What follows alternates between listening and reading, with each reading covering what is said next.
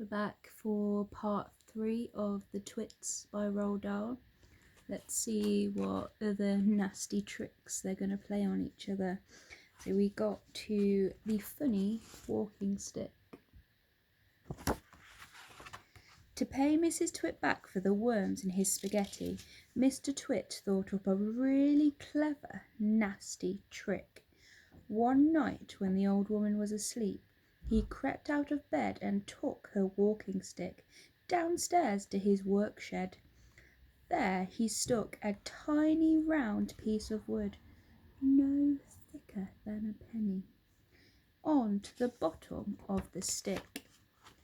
This made the stick longer, but the difference was so small. The next morning Mrs. Twit didn't notice it. The following night Mr. Twit stuck on another tiny bit of wood, and every night he crept downstairs and added an extra tiny thickness of wood to the end of the walking stick. He did it very neatly so that the extra bits looked like a part of the old stick. Gradually, but oh so gradually, Mrs. Twit's walking stick was getting longer and longer. Now, when something is growing very slowly, it is almost impossible to notice it happening. You yourself, for example, are actually growing taller every day that goes by, but you wouldn't think it, would you? It's happening so slowly you can't even notice it from one week to the next. It was the same with Mrs. Twit's walking stick. It was all so slow and gradual that she didn't notice how long it was getting, even when it was halfway up to her shoulder. "That stick's too long for you," Mr. Twit said to her one day. "Why, so it is," Mrs. Twit said, looking at the stick. "I've had a feeling there was something wrong, but I couldn't for the life of me think what it was." "There's something wrong, all right," Mr. Twit said, beginning to enjoy himself. "What can have happened?"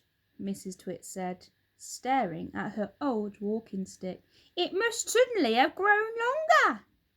"Oh, don't be a fool," Mr. Twit said. "How can a walking stick possibly grow longer? It's made of dead wood, innit? Dead wood can't grow." "Then what on earth has happened?" cried Mrs. Twit. "It's not the stick, it's you," said Mr. Twit, grinning horribly. "It's you that's getting shorter. I've been noticing it for some time now." "That's not true," cried Mrs. Twit. "You're shrinking, woman," said Mr. Twit. "It's not possible." "Oh yeah, it well is," said Mr. Twit. "You're shrinking fast. You're shrinking dangerously fast. Why, you must have shrunk at least a foot in the last few days." "Never!" she cried. "Of course you have. Take a look at your stick, you old goat, and see how much you've shrunk in comparison." "You've got the shrinks, that's what you've got. You've got the dreaded shrinks." Mrs. Twit began to feel so trembly she had to sit down. As soon as Mrs. Twit sat down, Mr. Twit pointed at her and shouted, "There you are! You're sitting in your old chair and you've shrunk so much your feet aren't even touching the ground."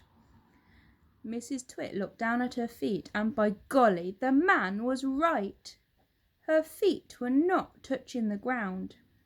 Mr. Twit, you see, had been just as clever with the chair as he'd been with the walking stick. Every night when he had gone downstairs and stuck a little bit extra onto the stick, he had done the same to the 4 legs of Mrs. Twit's chair. "Just look at you sitting there in your same old chair," he cried, "and you've shrunk so much your feet are dangling in the air." Mrs. Twit went white with fear. "You've got the shrinks!" cried Mr. Twit, pointing his finger at her like a pistol. "You've got them badly. You've got the most terrible case of shrinks I've ever seen." Mrs. Twit became so frightened she began to dribble. But Mr. Twit, still remembering the worms in his spaghetti, didn't feel sorry for her at all. "I suppose you know what happens to you when you get the shrinks," he said. "What?" gasped Mrs. Twit. "What happens?" "Your head shrinks into your neck, and your neck shrinks into your body, and your body shrinks into your legs, and your legs shrink into your feet, and in the end there's nothing left except a pair of shoes and a bundle of old clothes." "Oh, I can't bear it!" cried Mrs. Twit.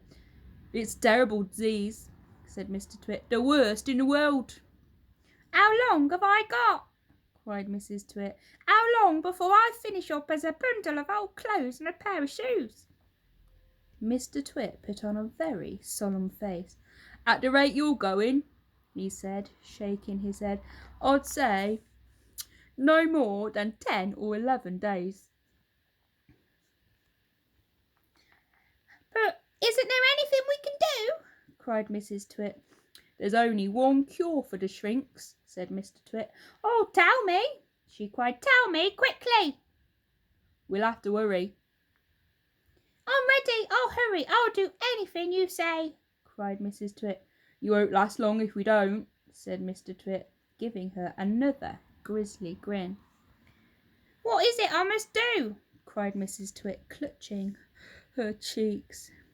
"You've got to be stretched," said Mr. Twit. Mr. Twit led Mrs. Twit outdoors, where he had everything ready for the great stretching. He had 100 balloons and a lot of string. He had a gas cylinder for filling the balloons. He had fixed an iron ring into the ground. "Stand here," he said, pointing to the iron ring on the ground. He then tied Mrs. Twit's ankles to the iron ring. When that was done, he began filling the balloons with gas. Each balloon was on a long string, and when it was filled with gas, it pulled on its strings, trying to go up and up. Mr. Twit tied the ends of the string to the top half of Mrs. Twit's body. Some he tied round her neck, some under her arms, some to her wrists, and some even to her hair. Soon there were 50 coloured balloons floating in the air above Mrs. Twit's head. "Can you feel them stretching you?" asked Mr. Twit. I can," cried Mrs. Twit. "They're stretching me like mad." He put on another 10 balloons. The upward pull became very strong. Mrs. Twit was quite helpless now. With her feet tied to the ground and her arms pulled upwards with the balloons, she was unable to move. She was a prisoner, and Mr. Twit had intended to go away and leave her like that for a couple of days and nights to teach her a lesson. In fact, he was just about to leave Mrs. Twit when she opened her big mouth and said something silly. "Are you sure my feet are tied properly to the ground?" she gasped. "If those strings round my ankles break, it'll be goodbye for me." And that's what gave Mr. Twit his second nasty idea. Come back next time to see what happens.